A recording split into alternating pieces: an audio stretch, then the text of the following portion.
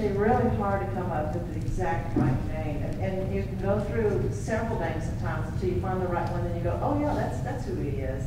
And I have vampires from all over the world, so you know, I'll turn to my daughter. You know, I had Japanese vampires, and she gave me some of her favorite manga characters. You know, oh, maybe Kyo or stuff. And then I have some. Well, the first hero, Roman Dragonesti. Well, you can go to baby naming sites. I've done this all the time, where I need a Hungarian first name or a Swedish first name, and I go and I find them, you know, by ethnicity and find the right name. But I had trouble then with the last names.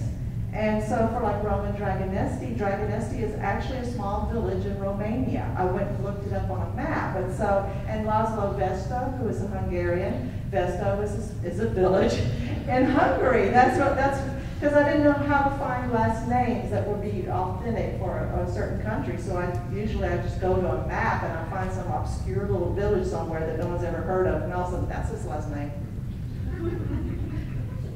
I actually had a terrible time with my vampire for this book. I had named him. I don't even remember how I came up with the name. I knew he was Italian and he was named Arturo.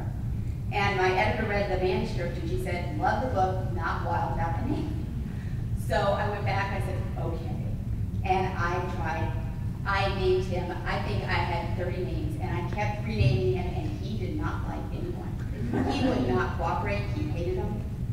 I finally went back to her and said, okay, he's going to quit. And I've got 5 books. If it had been one book, I could have just, you know, do a search and replace and go on with it. But no, we've got to work with him for the next 4 books. He was named. It's like naming a child. I mean, if somebody came along and said, no, you are not Frank anymore, now you're Tom. I mean, you can't do that. And he was alive. He wasn't going to change. So he's our child.